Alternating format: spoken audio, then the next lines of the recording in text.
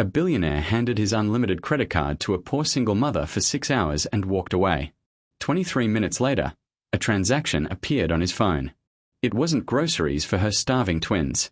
It wasn't diapers, formula, or winter coats. It wasn't rent money or car repairs or any of the 100 desperate needs she carried on her shoulders every single day. It was something he couldn't ignore. Instantly, he knew there would be consequences. Because in that grocery store aisle, with $200 million of credit access in her trembling hands, she made a decision that would rewrite her future and expose a truth neither of them was ready to face. If this moment is hitting you, drop a comment below telling us where you're watching from, and whether you think desperate people reveal their character or lose it. Hit that subscribe button so you don't miss what she bought with a billionaire's money. Now let's continue. 41-year-old Felix Donovan had stopped believing in human goodness years ago. As CEO of Donovan Pharma, a pharmaceutical empire worth $9.7 billion, he'd watched people lie, manipulate, and betray for far less than pocket change. His penthouse overlooking Boston's financial district had floor-to-ceiling windows that stretched 14 feet high, minimalist furniture worth 6 figures, and art collections that museums envied. He owned vacation properties in Aspen, Monaco, and the Hamptons.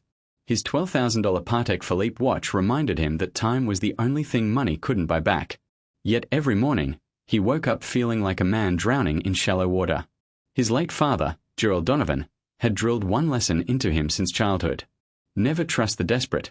They'll take everything and justify it as survival. Give them an inch. They'll take everything and still demand more. They can't help themselves. Desperation makes thieves of everyone. Felix had carried that gospel like scripture for 41 years. Every charitable donation filtered through lawyers and accountants. Every act of giving calculated for tax benefits and public image. He'd never once looked poverty in the face and simply helped. Not without conditions. Not without control. Not without protecting himself first. But that Tuesday afternoon at 4:17 p.m., something cracked in the ice around his chest. He was running late for a shareholder dinner, stopped at the South Boston Market Basket for bottled water, his $180,000 Bentley illegally parked outside with hazards flashing. His Italian wool coat cost $8,000. His leather briefcase held contracts worth $40 million. His phone buzzed relentlessly with messages from investors, lawyers, executives, all demanding pieces of his attention. Then he saw her. Standing at the self-checkout 3 registers away was a woman, maybe late 20s, counting nickels and dimes with shaking hands. Twin boys, no older than 4, clung to her worn jeans, one sucking his thumb, the other clutching a broken toy truck with duct-taped wheels. Her total flashed on the screen, $23.87.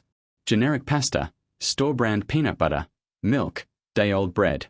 She was 41 cents short. Felix watched her face flush with humiliation as she started removing items, apologizing to her children in Spanish. The cashier, a teenage girl chewing gum, impatient, bored, rolled her eyes. "Lady, there's a line." One of the twins, the one with the toy truck, looked up at his mother with eyes too old for his face. "Mommy, why are we putting the food back?"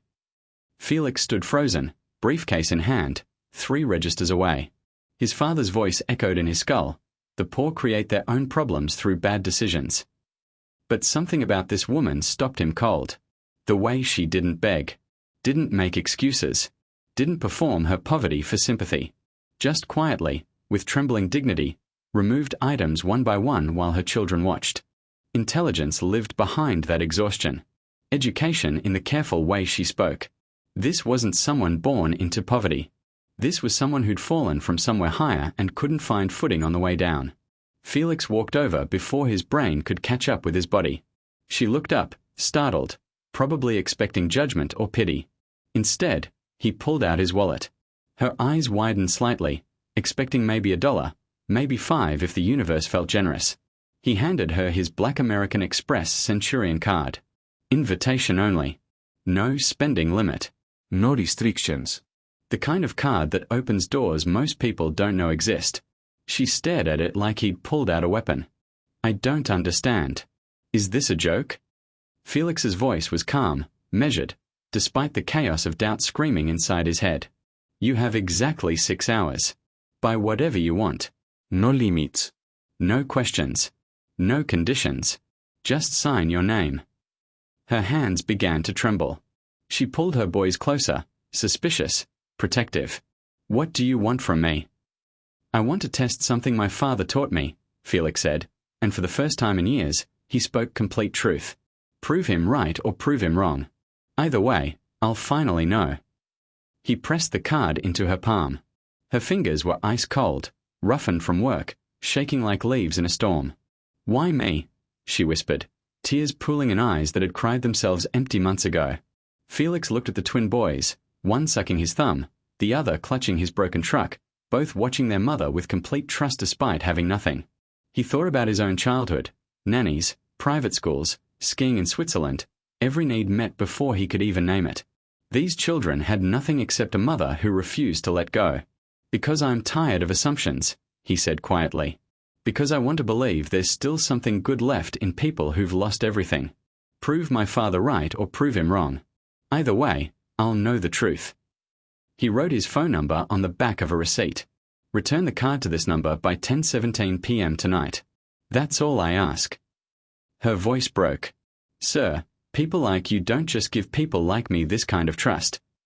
Felix's response came out colder than he intended, sharpened by 41 years of his father's cynicism. Maybe that's the problem. Maybe I've never tried.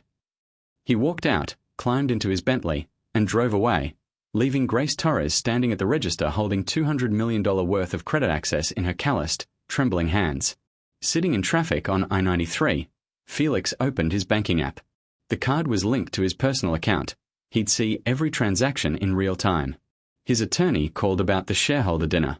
Felix sent it to voicemail. His father's voice returned, sharp and certain. "You just handed a stranger the keys to your kingdom. She'll drain you dry before midnight."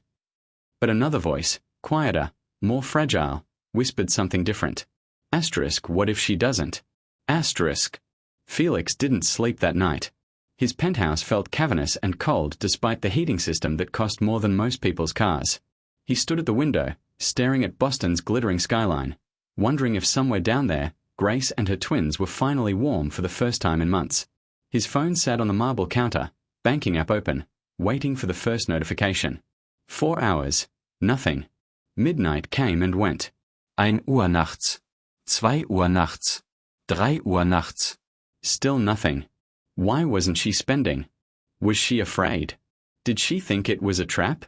Or worse, was she planning something big, waiting for stores to open, preparing to maximize every possible dollar? At 6:23 a.m., his phone buzzed. Transaction. $287,94. Location. Market basket. Timestamp. 4:41 p.m. For a second, the numbers didn't make sense. Felix blinked, checked the date, checked the card number. Same card. Same day. Exactly 23 minutes after he'd walked out of that grocery store and left a stranger holding more credit than she'd ever seen in her life. He grabbed his keys, the app still open, and headed for the garage. By the time he hit the highway, the curiosity had hardened into something sharper. On the shoulder of I-93, with luxury sedans whipping past and horns blaring, Felix eased his Bentley to a stop and opened the detailed view. 2 taps and the itemized receipts slid into view. He'd expected bulk groceries, premium cuts of meat, organic produce, infant formula. Instead, his eyes tracked down a short list that made his throat tighten. Insulin, 3 vials, 2 different dosages of blood pressure medication, arthritis cream, extra strength. No cereal. No milk. No diapers. Nothing that matched a 29-year-old woman or her 4-year-old twins. Felix read the list twice, pulse pounding in his ears. None of it made sense. Who was she buying for? A parent? A grandparent? A boyfriend? A dealer reselling medication on the street? His father's voice tried to claw its way back in. There it is. She's flipping it. Desperate people always find the angle. But for once, Felix didn't accept the verdict. Confusion pressed against his ribs, but beneath it something stranger stirred, curiosity. He thumbed over to his messages and fired off a text to his assistant. Cancel the shareholder dinner. Tell them I have a personal emergency. Reschedule for next week. The reply came back in seconds. They won't like it. Felix tossed the phone onto the passenger seat, merged back into traffic, and headed downtown. 4 hours earlier, Grace Torres stood in the dim pharmacy aisle of that same market basket, the billionaire's black card burning a hole in her pocket. She hadn't meant to pick it up. Even after he left, even after the store went quiet again, she'd stood at the end of the checkout lane shaking, the twins staring up at her with wide, confused eyes. Any second, she'd expected him to turn back and shout that it was a mistake, that security should take it, that he'd changed his mind. No one came. Now she was alone between shelves of over-the-counter medicine and diabetic supplies, the harsh fluorescent lights buzzing overhead. Her fingers hovered above the small cardboard boxes locked behind plastic shields.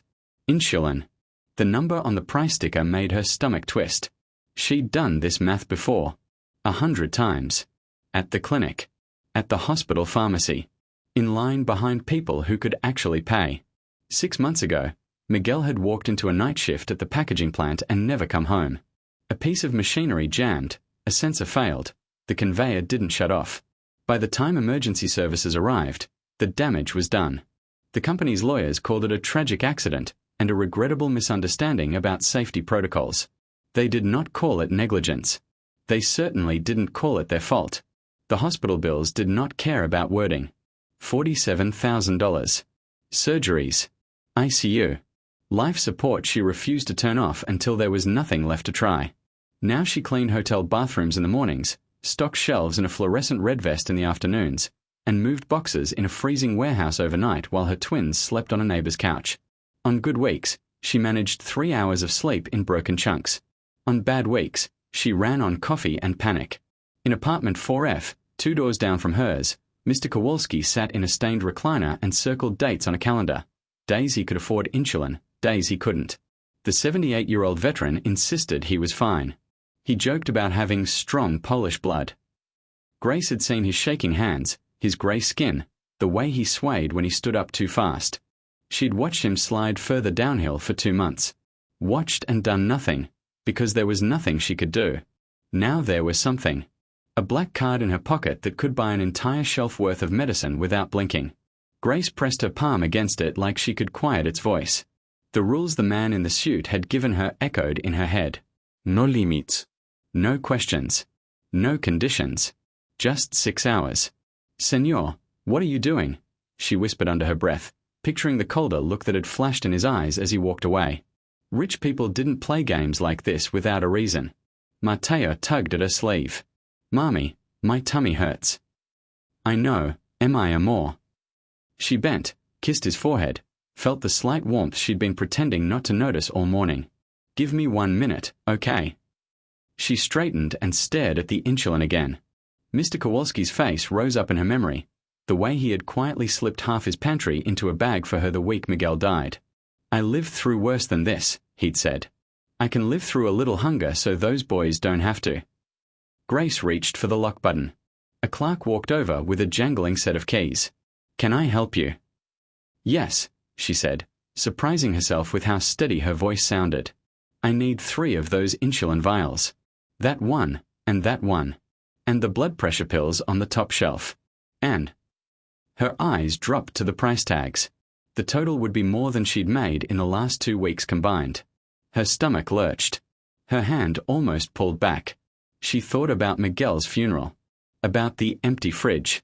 About Mr. Kowalski, who had apologized when his hand shook too hard to open his own pill bottles. Grace forced her fingers to stay where they were. And the arthritis cream. The extra-strength kind. Please. When the clerk asked for a card, Grace pulled out the sleek, impossible rectangle of black plastic and slid it across the counter. For a heartbeat she waited for alarms, security guards, someone to shout fraud. Instead, the machine chirped its approval. Transaction approved. She swallowed hard as the receipt printed. 6 hours. A billionaire's money. And this was how she chose to start. By late afternoon, Felix had relocated to his office, but his attention never left his phone. At 5:14 p.m., another notification slashed across the screen. $143.50. CVS Pharmacy. He frowned. Medical purchases again? He opened the details. Children's fever reducer. Bandages. Antibiotic ointment. Chewable vitamins. A digital thermometer. She already bought medical supplies, he muttered. Why more? At 6:02 p.m., yet another buzz. This time the description made him sit up straighter. $520. Eversource Energy. He tapped through to the account number, expecting to see Grace's name beside the digits. Instead, a different account ID stared back at him. 847392B. No connection to the partial details he'd seen on her earlier receipt. It wasn't her bill. Felix leaned back in his chair, the world tilting just enough to make him uneasy. Buying insulin was one thing. Maybe she had a relative in trouble. Maybe she planned to sell it. But paying someone else's electric bill? In cash she could have spent on herself? His father's voice tried again. She's laundering. She's hiding something. No one gives away money they didn't earn. But the words had lost their old iron grip. For the first time, doubt flowed in the opposite direction. He stood so fast his chair rolled back into the credenza. "Mark," he called through the half-open door. His assistant appeared with a tablet and a worried expression. "Cancel everything tonight," Felix said. "If the board wants to scream, tell them they can do it tomorrow." He didn't wait for an answer. 10 minutes later he was behind the wheel, heading toward Columbia Point with the navigation muted and the banking app open on the passenger seat like a live wire.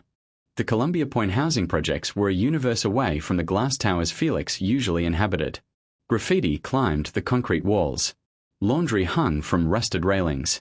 A broken swing creaked in the winter wind. He parked 2 blocks away, Bentleys didn't belong here, and walked the rest of the distance with his coat collar turned up against the cold. Grace's 2008 Honda Civic sat crooked in the lot, paint faded, rear bumper held on by duct tape. A Spider-Man sticker peeled at one corner of the back window. The sight landed in his chest harder than he expected. He kept to the shadows as he approached the building entrance. Through the glass he saw her emerge from the stairwell, CVS bags looped over both wrists. Her twins trailed behind, each holding one of her back pockets so they wouldn't get lost. She didn't go to the elevator. Instead she climbed another flight of stairs, past the floor where the mailbox labels had been scratched out and rewritten a dozen times. Felix followed at a distance, careful to stay out of sight. On the 4th floor she stopped at apartment 4F and knocked. The door opened on a thin, pale man in a threadbare t-shirt and slippers. Even from the end of the hallway, Felix could see the tremor in his hands. "Mr. Kowalski," Grace said softly. "You shouldn't be wasting your money on me," the old man grumbled, though his eyes softened when he saw the boys peeking around her legs. Grace ignored the protest. She placed the insulin and blood pressure pills into his hands, added the arthritis cream on top. When he tried to push them back, she closed his fingers around the plastic bags and wrapped him in a brief, fierce hug. "Please," she whispered. "You helped us. Let me help you." Felix felt something tight in his chest twist. She left before the old man could argue again, little boys in tow, CVS bags now lighter. On the 2nd floor she stopped at apartment 2B. A young woman with tired eyes and a toddler on her hip opened the door. Grace handed over children's medicine, vitamins, bandages. The woman's shoulders sagged with relief. "Thank you," she breathed. They were going to cut the heat on Friday. "We'll figure it out," Grace said. "One thing at a time." On the 3rd floor, apartment 3C, Felix couldn't see what she gave away, only the brief flash of gratitude on another stranger's face before the door closed. He stood there in the stairwell, the smell of old carpet and boiled cabbage in his nose, and realized he had never walked through a building like this in his life. Never watched someone pay another person's bill before they'd covered their own. At 7:18 p.m., another notification lit his phone. $89.32. Dollar Tree, South Bay Plaza. Felix stepped back outside into the freezing air, thumb already dialing the store number listed on his app. He introduced himself to the manager, heard the sharp inhale on the other end of the line as the name landed. "Mr. Donovan, sir, yes, of course. How can I help you?" "I need footage of a transaction that just went through on my card," Felix said. Timestamp 7:18 p.m. A woman with 2 young boys. Pull the cameras over the children's clothing aisle and the checkout. Email it to the address I'm about to give you. Within 15 minutes, a video file landed in his inbox. He opened it right there in the parking lot, breath steaming in front of his face. On the grainy footage, Grace moved through the aisles with a plastic basket on one arm, twins trailing behind. She picked up tiny packs of socks, checked the sizes, flipped labels to compare prices. She chose store-brand underwear, not cartoon characters. Not once did she glance at the toy aisle. In the school supply section, She paused over crayons, notebooks, boxes of cheap markers. She counted items on her fingers, lips moving as she did the math. Even with unlimited funds, she still shopped like every dollar might be the last. Felix watched her at the register, unloading socks, underwear, notebooks, crayons, small bags of snacks. He recognized the logo on her shirt. The daycare center listed on the application he'd once denied a community grant to, dismissing it as low impact. By the time the footage ended, Felix wasn't sure whether the cold on his skin came from the winter air or from the realization settling in his bones. He drove back to Columbia Point and parked facing Grace's building. The sky had gone from gray to black. Windows glowed with weak yellow light. Somewhere a TV blared a game show. Somewhere else a baby cried. Grace's Honda was still in its spot. No new transactions had appeared for over an hour. His banking app showed a total of $1,840.76 spent in 4.5 hours. Then nothing. Felix sat in the dark driver's seat, hands resting on the steering wheel, eyes fixed on the stairwell door.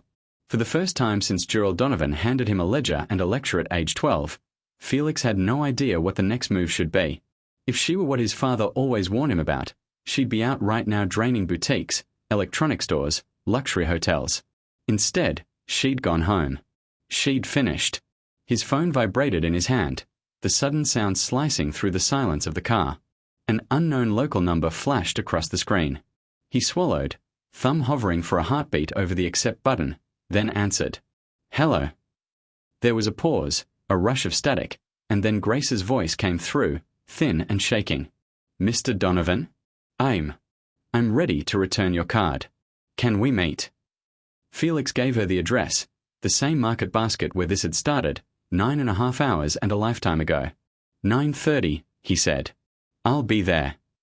By 9:15 he was parked under a streetlight near the entrance, engine off, hands resting on the wheel. The lot was nearly empty now, just a few late shift workers dragging carts back inside and a couple teenagers smoking near the dumpsters. The fluorescent glow from the store windows cut harsh shadows across the asphalt.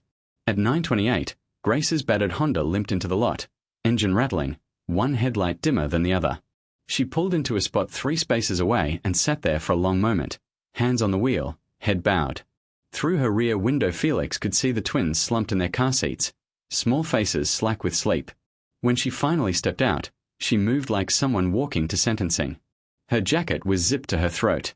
Her hair, pulled back in a ponytail that morning, had come half loose. In her right hand she clutched the black credit card like it was evidence in a crime she couldn't explain. Felix opened his door and stepped out into the cold. The divide between them stretched wider than the 3 parking spaces. His coat cost more than her car. His shoes were Italian leather. Hers were discount sneakers with the sole peeling at the toe. He stood beside a vehicle worth 6 figures. She stood beside one held together with duct tape and prayer. But it was her eyes that hit him hardest, red-rimmed, swollen, exhausted in a way that had nothing to do with missleep. Thank you for meeting me, she said quietly, voice hoarse. Show me what you bought, Felix said.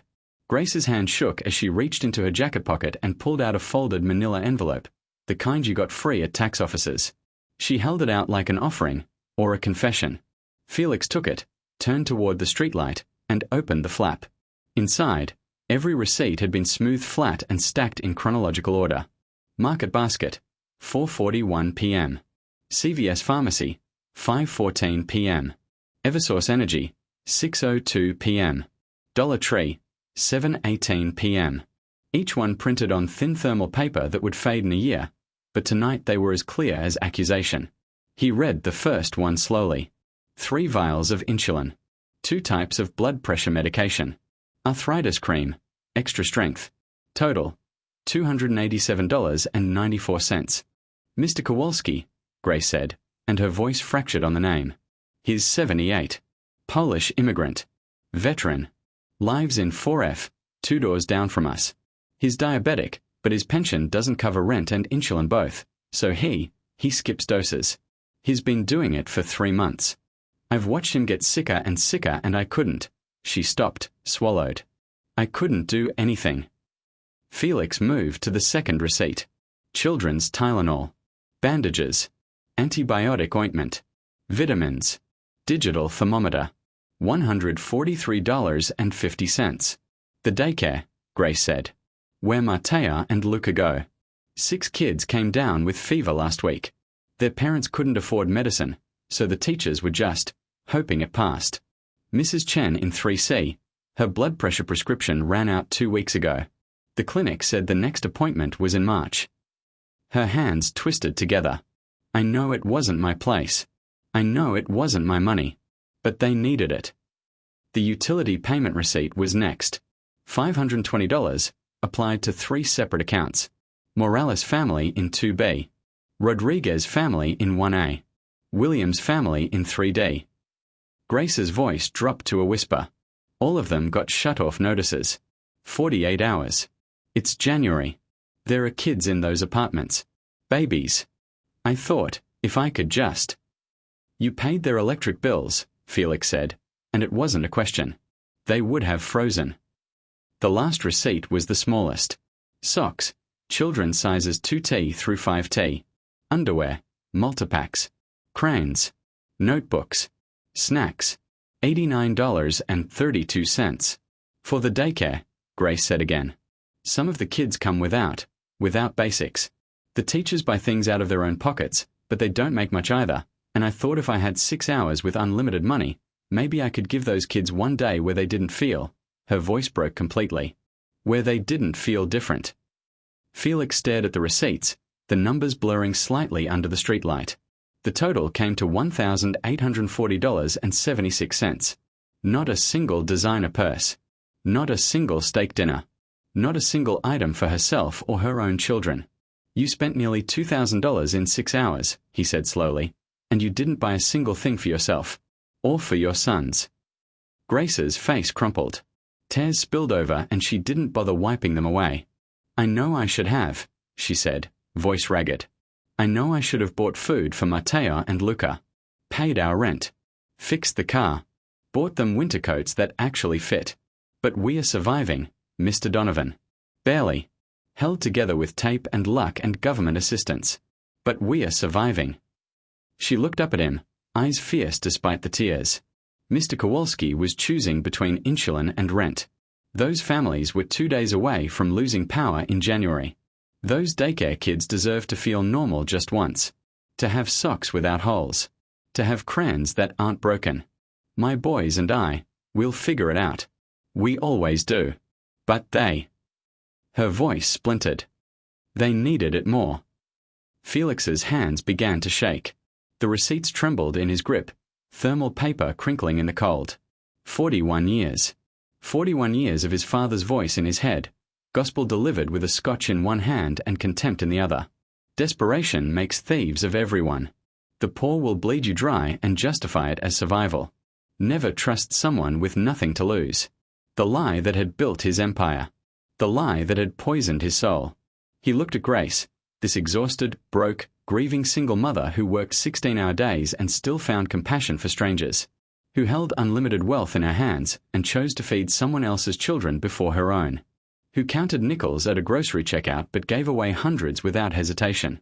You spent $1,840 in 6 hours, Felix said, and his voice cracked in the middle. And you didn't buy a single thing for yourself or your own children. Because they needed it more, Grace whispered. Something inside Felix's chest broke open.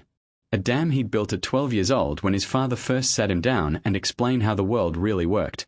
How people really were. How money was the only truth and trust was a fool's currency. He was crying. For the first time since he'd stood in a cemetery in the rain 15 years ago and watched them lower Gerald Donovan into the ground, Felix felt tears sliding down his face. He didn't try to stop them. Didn't try to hide. He just stood there under a streetlight in a grocery store parking lot and let 41 years of cynicism collapse into rubble. Everything he believed about human nature, wrong. Everything his father taught him about poverty, wrong. Everything he'd built his life around, protection, suspicion, control, wrong. Grace Torres, who had every reason to be selfish, had chosen kindness. Had chosen grace. I'm sorry, he said, and the words came out broken. I'm so sorry. Grace looked confused, frightened. You don't have anything to apologize for. You gave me a chance when no one else. No. Felix wiped his face with the back of his hand, pulled out his phone with shaking fingers. You don't understand. He opened his banking app, navigated to transfers, typed in Grace's phone number from the receipt he'd kept. The system pulled up her linked account, overdrawn, collections notices, medical debts stacked like tombstones. He entered the amount. $47,000. Pressed confirm. Grace's phone buzzed in her pocket. She pulled it out, glanced at the screen, and went completely still. Her face drained of color. What did you? She looked at him, looked at the phone, looked back at him. No. No, I can't. You can't just. Your medical debt, Felix said. It's gone. Paid in full. I didn't earn this. Grace's voice climbed toward panic. I didn't do anything to deserve. You just managed nearly $2,000 with more integrity than most of my executives managed $2 million, Felix interrupted. His voice was steady now, certain in a way it hadn't been in years. You're the most qualified person I know. He stepped closer, receipts still clutched in one hand. Full tuition to Boston University's nursing program. Salaried position managing Donovan Farmer's new community health initiative. Benefits. Childcare stipend. Whatever you need to make this work. Grace stared at him like he was speaking a language she didn't understand. Then her knees buckled. She caught herself against the Honda, one hand pressed to the cold metal, the other still gripping her phone like it might disappear if she let go. Why? The word came out strangled, desperate. Why are you doing this? Felix looked at the receipts in his hand. At the woman who'd spent a fortune on strangers. At the sleeping twins in the backseat who'd never know how close they came to having nothing. Because you reminded me what wealth is actually for, he said quietly. And I'd forgotten. Or maybe I never knew. Grace slid down the side of her car until she was sitting on the cold asphalt, phone clutched to her chest, sobbing so hard her whole body shook. Felix stood there, receipts still in hand, and for the first time in 15 years felt something other than emptiness. He felt purpose. 3 months later, Grace Torres walked into a lecture hall at Boston University School of Nursing with a backpack that still smelled new and a notebook she'd labeled anatomy and physiology in careful block letters. Around her, 22-year-olds fresh from undergraduate programs scrolled through phones and compared summer internships. Grace was 29, a widow, a mother, and the only person in the room who'd ever chosen between groceries and rent. She sat in the back row and tried not to cry. Matteo and Luca were 2 floors down in the university-sponsored childcare center Felix had arranged, playing with toys that didn't have missing pieces and eating snacks that weren't past their expiration date. Every morning she dropped them off and felt the impossible weight lift just slightly. Not gone, never gone, but manageable. The Community Health Initiative had launched 6 weeks after that night in the parking lot. Felix had funded it with $15 million annually, a figure Grace still couldn't wrap her mind around. Free medication programs. Utility assistance. Mobile clinics that pulled up in underserved neighborhoods and asked no questions about insurance or immigration status. And Grace, somehow, was managing outreach, using her lived experience to connect with families who'd learned to distrust anyone in a suit. Felix visited every week. Not his assistants. Not his lawyers. Him. He'd show up in jeans and a sweater, sleeves rolled to his elbows, and sit in folding chairs across from people like Mr. Kowalski, whose color had returned after 3 months of consistent insulin. Mrs. Chen, whose blood pressure had stabilized. The Rodriguez family, whose heat had stayed on all winter. Felix learned their names. Remembered their children. Asked follow-up questions. Grace watched him change in real time. The sharp edges softened. The suspicion faded. He still lived in a penthouse overlooking Boston, but now when he stood at those floor-to-ceiling windows, he didn't just see a glittering skyline. He saw Columbia Point. He saw Market Basket. He saw people.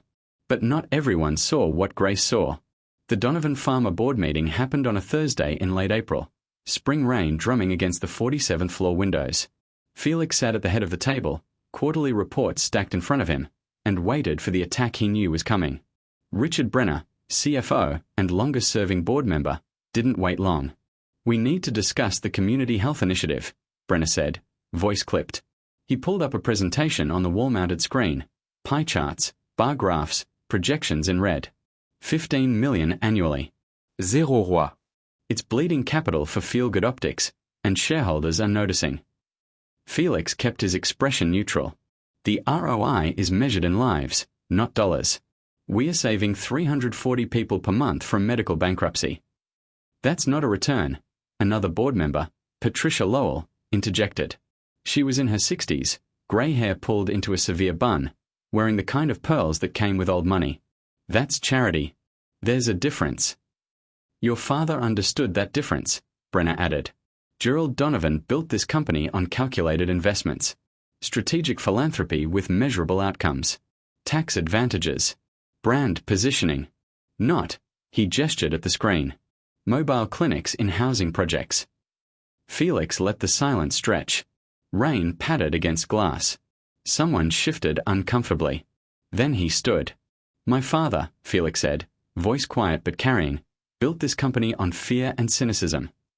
Patricia's eyes narrowed. Excuse me. He taught me that desperate people were dangerous, that poverty bred dishonesty, that anyone with nothing to lose would take everything if given the chance. Felix looked around the table, meeting each set of eyes. He was wrong. Felix, Brenner started, and I spent 41 years believing a lie that made me very rich and completely empty. Felix picked up the quarterly report, thumbed through pages of profit margins and growth projections. This company generates $9.7 billion annually. We could lose $15 million and not notice, but 340 people would. This is irresponsible, Patricia began. I'm restructuring the charitable foundation, Felix interrupted. $200 million over 5 years, redirected to community health programs, medication assistance, utility relief, mobile clinics, housing support. The vote is next quarter, but I'm announcing it now so anyone who has a problem can leave before then. The room erupted. Brenner's face went red. Patricia pushed back from the table so hard her chair scraped. 2 other board members started talking over each other, voices rising. Felix didn't flinch. He stood there, hands resting on the polished wood, and waited for the noise to die down. When it finally did, Patricia stood. Your father is spinning in his grave. Good, Felix said. He was wrong about almost everything that mattered. By the end of the meeting, 2 board members had submitted resignation letters. Felix signed off on both without hesitation, watched them walk out, and felt lighter than he had in years. But the transformation wasn't easy for everyone. Grace sat in Felix's office on a Tuesday night in early May, the city glowing through the windows behind him, and tried to explain why she was falling apart. I'm failing, she said, the words tumbling out before she could stop them. My boys barely see me. I leave before they wake up and come home after they are asleep. My grades are slipping. I got a C on the last anatomy exam. A C, Felix. I used to be top of my class. Her voice cracked. I can't do this. Felix set down his pen, leaned back in his chair. Tell me what changed. Everything changed. Grace's hands twisted in her lap. 3 months ago, I was cleaning hotel bathrooms. Now I'm managing a $15 million initiative and taking organic chemistry and trying to be a mother, and I don't have enough hours in the day, and I'm so tired I can barely see straight. When did you last sleep a full night? Grace laughed bitterly. Define full night. Felix was quiet for a moment, studying her with that intensity she'd learned meant he was thinking, not judging. Then he did something unexpected. He told her a story. My mother died when I was 8, he said. Ovarian cancer. 6 months from diagnosis to funeral. My father didn't know how to process grief, so he turned it into ambition. He worked 18-hour days, built an empire, made billions. And I grew up in mansions with nannies and private tutors and every material advantage you could imagine. Grace frowned, unsure where he was going. But I was emotionally homeless, Felix continued. I had everything except the one thing that mattered, a parent who showed me that love is more than a trust fund. That being present matters more than being powerful. He leaned forward, elbows on his desk. Your boys have something I never had. A mother who shows them every single day that love is action, not just words. They see you fight. They see you sacrifice. They see you care about people you don't even know. That's not failing, Grace. That's teaching them what it means to be human. Grace's throat tightened. I'm going to make some changes, Felix said. Flexible scheduling. You work the initiative 20 hours a week instead of 40. We'll bring on an assistant to handle logistics. Childcare extends to evenings. Tutoring support for your classes. I know 3 nursing professors who owe me favors. Felix, I can't ask you to. You're not asking. I'm telling you. His voice was firm. You don't get to burn out. Not on my watch. Grace pressed her hands to her face and let herself cry, not the desperate, broken sobs from the parking lot, but something quieter. Something closer to relief. She finished her first semester with a 3.7 GPA. Her organic chemistry professor wrote excellent work on her final exam. Matteo and Luca learned to play soccer in the BU childcare playground. And slowly, carefully, Grace started to believe that maybe this wasn't a dream that would vanish when she woke up. By summer, the Community Health Initiative had expanded to 3 Boston neighborhoods: Dorchester, Mattapan, Roxbury. Local news crews showed up, cameras rolling, asking questions about the billionaire's unlikely partnership with a former housekeeper. Grace sat for an interview on a folding chair outside the Roxbury Mobile Clinic, twins playing on the grass behind her, and told the story.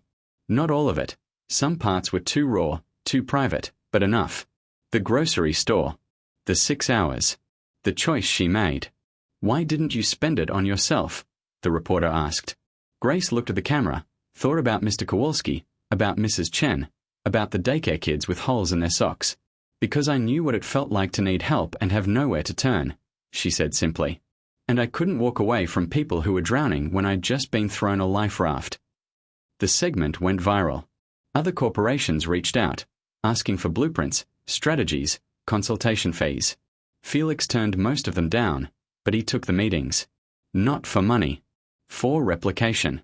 And late at night, standing at his penthouse windows with the city spread below him like a constellation, Felix understood something his father never had. Wealth wasn't about accumulation. It was about circulation. And the best investment he'd ever made couldn't be measured in stock prices or quarterly returns. It was measured in insulin delivered, in heat kept on, in children who had socks without holes, in a woman who'd reminded him what it meant to be human. 6 months after their first meeting, an envelope arrived at Felix's office. Cream-colored cardstock, embossed lettering. He opened it with hands that trembled slightly. You are cordially invited to the white coat ceremony. Boston University School of Nursing. Grace Maria Torres. He stared at the invitation for a long time, throat tight, and realized he was crying again. Not from grief this time. From something that felt uncomfortably close to pride. Boston University's auditorium was packed, a sea of white coats draped over the backs of 200 folding chairs waiting to be claimed. The air hummed with nerves and camera shutters, proud families filling every row.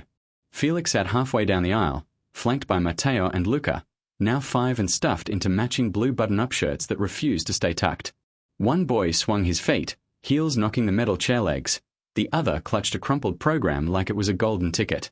Sit still, Felix whispered, though he wasn't much stiller himself.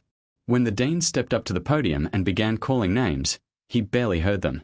His heart pounded harder with each student who crossed the stage, accepted a coat, and posed for the camera. Then it happened. Grace Maria Torres. She walked out from the line of students, dark hair pulled back, eyes shining under the stage lights. For a heartbeat, Felix saw the woman from the grocery store, hands shaking over a handful of coins. Then that image dissolved into this one, a future nurse walking toward a life she'd earned 1,000 times over. A faculty member slid the white coat over her shoulders. Grace turned toward the audience, scanning the rows. When she found him, her mouth curved into a trembling smile. She mouthed one word. Thank you. Felix's vision blurred. His throat burned. He realized a second too late that tears were already sliding down his cheeks. Matteo leaned in, frowning. Mr. Felix, why are you crying? Felix laughed once, helplessly, wiped at his face. Because your mom is a hero, he said, voice unsteady. And I almost missed it. On stage, Grace pressed one hand briefly to the lapel of her new coat, right over her heart, then stepped back into the line of students. The applause washed over her like a promise. After the ceremony, the courtyard outside the auditorium filled with families holding bouquets and phone cameras. Balloons bumped against the cloudy May sky. Matteo and Luca bolted for the small playground at the edge of the lawn, white coats forgotten in the rush of swings and slides. Grace found Felix near the parking lot, the white coat still on, stethoscope she'd just been given hanging loose around her neck. She looked taller somehow, though he knew that was impossible. Maybe it was the straightness of her shoulders, the certainty in her step. "You came," she said, a little breathless. "Wouldn't have missed it," he replied. For a moment they just stood there, awkward and grateful and a little overwhelmed. Then Grace reached into her bag. "I have something for you." She pulled out a plain white envelope, worn at the edges like it had been handled many times. No name on the front, just a small crease where someone's fingers had pressed too hard. Felix took it, heart thudding, and opened the flap. Inside lay the original Black American Express card, the one he'd pressed into her hand under the harsh supermarket lights. Beside it, folded carefully, was a sheet of nursing school stationery covered in Grace's neat handwriting. He read silently. "You gave me 6 hours. I'm giving you the rest of my career helping people the way you helped me. The card changed my life, but your trust changed who I am. I'll spend the rest of my life proving you were right to believe in me. Grace." He had to blink several times before the words stopped swimming. "Grace." His voice broke on the second syllable. He swallowed hard and tried again. "You already have." 6 hours and $1,840 was all the proof I needed. "I need to return this," she said, nodding toward the card. "It's yours." Felix closed the envelope slowly, then reached for her hand. He took the card out, turned her palm upward, and placed it back there. "Keep it," he said. Her brows drew together. "Felix." "Permanently. Emergency fund. For you. For the boys. For whatever comes next." He curled her fingers around it. "I once did this for someone else. She proved I could trust her. I let my father's voice drown that out for years. You reminded me." "Someone else?" Grace asked softly. Felix looked out toward the playground where Mateo and Luca were taking turns pushing each other on the swing, laughing like the world had never once tried to break them. "Years ago, when I was just starting the company, an older nurse at a charity clinic called me out. Said my donations were good for tax write-offs and nothing else. I tested her the same way I tested you. She spent every cent on patients and supplies. I helped her build a free clinic. Then my father died. I buried that part of myself with him." He met Grace's gaze again. "Until that day in Market Basket. You brought it back." They walked slowly around the edge of the parking lot, gravel crunching underfoot, the sounds of children playing carrying on the breeze. "I got 2 job offers," Grace said after a moment. "Boston Medical Center's emergency department. Night shift, full-time. And," she hesitated, looked at him, "Director of Community Outreach for the initiative. More money. Less physically demanding. More predictable hours for the boys." Felix felt a flicker of selfishness he refused to indulge. "What do you want?" "That's the problem," she said with a shaky laugh. "For years, what I wanted didn't matter. Survive today, figure out tomorrow later. Now I have a choice and it scares me." He stopped walking. "Forget money. Forget titles. What does your heart say?" Grace stared at the ground for a long moment, then lifted her head. "Emergency nursing," she said. "Because that's where people like me end up when everything falls apart. In rooms that smell like bleach and fear, with paper gowns and bad lighting and no idea how they'll pay the bill. I want to be there. I want to catch them before they lose everything." Felix smiled, something warm and painful blooming in his chest. "Then that's what you should do. The initiative will always be here when you're ready. We'll need nurses who've seen what you've seen." Tears shimmered in her eyes again, but this time they looked like joy. "Thank you," she whispered. He shook his head. "No. Thank you." 2 years later, the emergency department at Boston Medical Center buzzed with the usual midnight chaos. Monitors beeping, wheels squeaking on tile, voices overlapping at the nurse's station.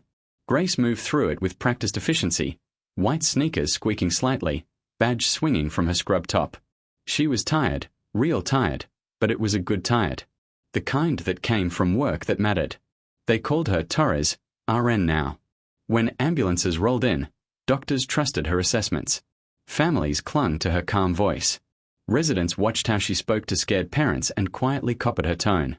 On the wall of her locker hung 3 drawings from Mateo and Luca, crude stick figures in white coats, a big red heart, the words Mommy Nurse Hero spelled mostly correctly. At home, the twins, now in 2nd grade, argued about homework and soccer positions instead of whether the lights would stay on. They'd become the kind of kids who complained about broccoli, not empty plates. One Saturday afternoon, the smell of baking cake filled Grace's small apartment. She moved between stove and counter, frosting clinging to her fingers, balloons taped to the walls. Mr. Kowalski sat in an armchair by the window, cane propped beside him, watching cartoons with 3 neighborhood kids. The Rodriguez family crowded around the kitchen table, helping blow up the last of the balloons. It was loud, cramped, chaotic. It felt like home. Luca's 8th birthday. When the knock came, Mateo raced to the door. "Mr. Felix," he shouted, flinging it open. Felix stepped into the apartment carrying a brightly wrapped box and a second, thinner envelope. He'd been to charity galas, red carpet events, award ceremonies. None of them had made his palms sweat like this. Luca barreled into his legs, nearly toppling him. "You came." "Wouldn't miss it for the world," Felix said, steadying himself. The party swirled around them, cake candles, off-key singing, kids arguing over who got the corner slice. Felix watched Grace move through it all, refilling cups, cutting extra slices for neighbors who just happened to drop by. At one point she paused to adjust Mr. Kowalski's blanket, hand resting briefly on his shoulder with a familiarity that made Felix's chest ache in a good way. When things finally settled, children occupied with new toys, adults chatting in low voices, Grace tugged at his sleeve and nodded toward the narrow hallway. "Got a minute?" They slipped into the small bedroom the boys shared, superhero posters on the walls, bunk beds pushed against one side. Grace closed the door most of the way and reached into her back pocket. "I wanted to show you something." She pulled out the black American Express card. The same one. The surface was a little scuffed now from being carried, but the numbers were still sharp, the weight still undeniable. "I've never used it," she said quietly. "Not once. I wanted you to know that. But, on nights when everything feels like too much, when a bill comes I didn't expect, when the boys get sick, when I think about Miguel, I hold it and remember." "Remember what?" Felix asked. "That someone believed in me when no one else did." She looked up at him. "That I wasn't just a charity case. That you saw more than a woman counting coins at a checkout." He smiled, something soft and sad. "You didn't need me to believe in you, Grace. You just needed someone to get out of your way." She laughed, shaky but genuine, and tucked the card back into her wallet. Felix reached into his own jacket and pulled out the thin envelope he'd brought. "Happy birthday to Luca," he said. "And, well, to the initiative." Inside was a donation certificate in Luca's name, establishing a small scholarship fund through the Community Health Initiative for children of single parents training in healthcare. It wasn't huge, not compared to the numbers Felix handled daily, but it felt right. Grace read it, hand pressed to her mouth. "You're impossible," she whispered. "Takes one to know one," he replied. That night, after the cake was gone and the last neighbor had drifted home, Felix drove back to his penthouse. The city lights shimmered off the harbor, casting soft reflections on glass and steel. For the first time since he'd bought the place, the silence inside didn't feel like a void to be filled with noise or work. It felt like rest. He poured himself a glass of water, not whiskey, and stood at the window. His father's voice, sharp, cynical, ever-present, was finally, blessedly, silent. In its place were others. Grace's laughter in that cramped kitchen. Mateo and Luca arguing over who got the first piece of cake. Mr. Kowalski telling bad jokes in a stronger voice than Felix had heard the first night they met. Nurses at the mobile clinic thanking him for resources instead of begging for them. Families leaving emergency rooms with prescriptions they could actually fill. He thought about the $1,840 that had detonated his worldview in a grocery store parking lot. The 6 hours of trust that had rewritten not just Grace's future, but his own. Wealth spent on genuine compassion, he realized, multiplies in ways balance sheets will never be able to measure. He pulled out his phone and opened a message thread with his attorney. "Set up 50 more community health sites," he typed. "National expansion. Whatever it costs." He hit send before he could second-guess it. Because Grace Torres had taught him that desperation doesn't create thieves. It reveals character. And the greatest investment he'd ever made wasn't in pharmaceuticals or real estate or stock options. It was 6 hours of trust in a grocery store parking lot. If this story touched your heart, hit that subscribe button and turn on notifications so you never miss stories like this. Drop a comment below telling us your favorite part. Was it when Felix saw the receipts, when Grace broke down explaining her choices, or the white coat ceremony years later? We read every single comment. Thanks for watching, and we'll see you in the next one.